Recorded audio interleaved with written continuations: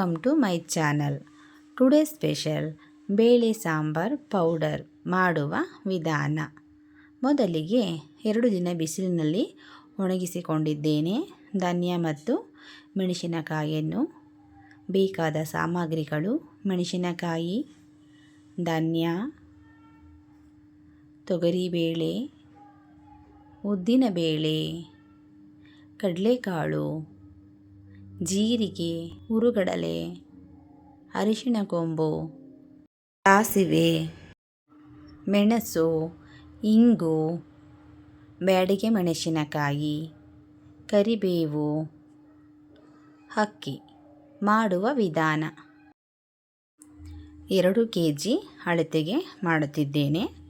ಮೊದಲಿಗೆ ಧನ್ಯವನ್ನು ಹುರಿದುಕೊಳ್ಳೋಣ. ಸ್ವಲ್ಪವನ್ನೇ ಹಾಕಿ ಹುರಿದುಕೊಳ್ಳಬೇಕು. ಮಧ್ಯಮ ಉರಿಯಲ್ಲಿ, ಹೈ ಫ್ಲೇಮ್ನಲ್ಲಿ ಹುರಿದರೆ ಧನ್ಯ ಕಪ್ಪಾಗುತ್ತದೆ. ಆಗ ಸಾಂಬಾರ್ ಪೌಡರ್ ಸಹ ಕಪ್ಪಾಗಿ ಬರುತ್ತದೆ, ಕಲರ್ ಕಮ್ಮಿ ಇರುತ್ತದೆ. ಆದ್ದರಿಂದ ಮಧ್ಯಮ ಉರಿಯಲ್ಲಿ ಹುರಿದುಕೊಳ್ಳಬೇಕು. ಈ ಹದಕ್ಕೆ ಹುರಿದುಕೊಂಡಿದ್ದೇನೆ, ನೋಡಬಹುದು. ಹುರಿದ ನಂತರ ಈ ರೀತಿ ಒಂದು ಪಾತ್ರೆಗೆ ಹಾಕಿ ಆರಲು ಬಿಡಬೇಕು. ಇರುವ ಎಲ್ಲ ಧನ್ಯವನ್ನು ಹುರಿದಿದ್ದೇನೆ. 2 kg ಧನ್ಯ ನೋಡಬಹುದು. ಧನ್ಯ ನಂತರ ಕಡಲೆಕಾಳನ್ನು ಸಹ ಹುರಿದುಕೊಳ್ಳೋಣ. 1 kg ಕಡಲೆಕಾಳು, ಅದನ್ನು ಸಹ ಚೆನ್ನಾಗಿ ಹುರಿದುಕೊಳ್ಳಬೇಕು.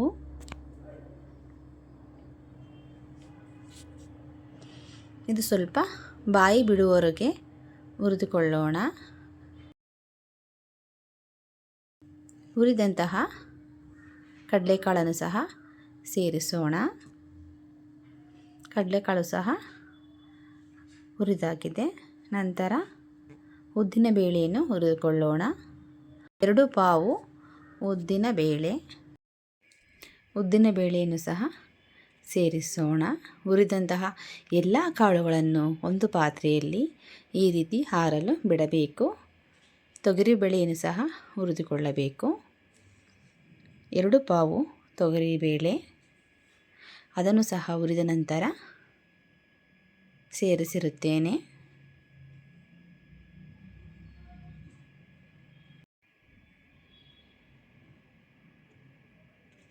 ಎರಡು ಪಾವು ಹುರುಗಡಲೆಯನ್ನು ಸಹ ಹುರಿದು ಅದನ್ನು ಸಹ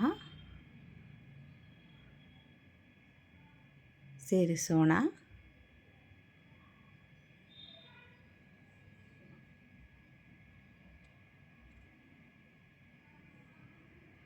ನೋಡಿ, ಹುರುಗಡಲೆ ಸಹ ಆಗಿದೆ. ಜೀರಿಗೆ 3 ಪಾವು ಜೀರಿಗೆ, ಅದನ್ನು ಸಹ ಹುರಿದುಕೊಳ್ಳೋಣ. ಜೀರಿಗೆ ಸಹ ಸೇರಿಸೋಣ.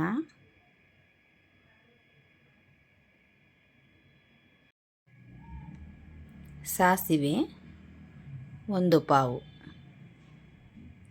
ಸಾಸಿವೆಯನ್ನು ಸಹ ಹುರಿದು ಚಿಟಪಟ ಅನ್ನುವವರೆಗೆ ಹುರಿದು ಅದನ್ನು ಸಹ ಸೇರಿಸಿರುತ್ತೇನೆ.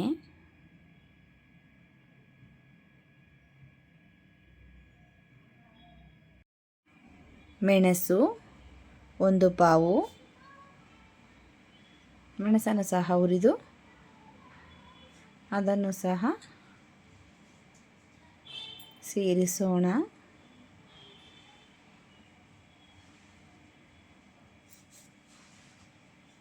ಇನ್ನೂರು ಗ್ರಾಂ ಅರಿಶಿಣ ಕೊಂಬು,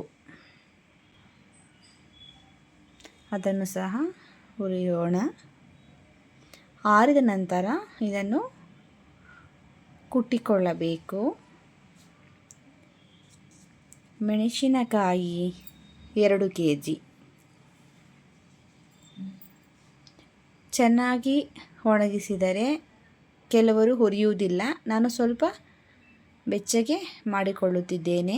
ಬ್ಯಾಡಗಿ ಮೆಣಸಿನಕಾಯಿ 3/4 kg ಅದನ್ನು ಸಹ ಬೆಚ್ಚಗೆ ಮಾಡಿಕೊಳ್ಳುತ್ತಿದ್ದೇನೆ.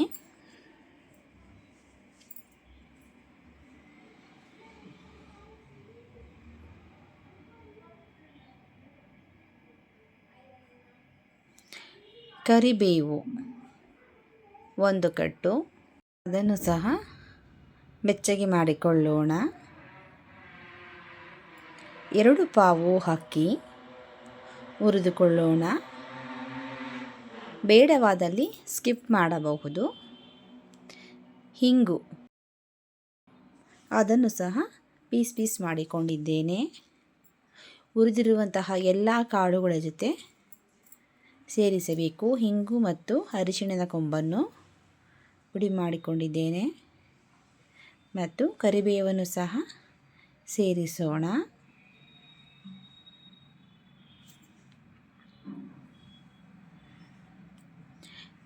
ಮೆಣಸಿನಕಾಯಿ, ಹುರಿದಿರುವ ಎಲ್ಲ ಕಾಳುಗಳನ್ನು ಒಂದು ದೊಡ್ಡ ಪಾತ್ರೆಗೆ ಹಾಕಿ ಮಿಕ್ಸ್ ಮಾಡಿದ್ದೇನೆ, ನೋಡಬಹುದು.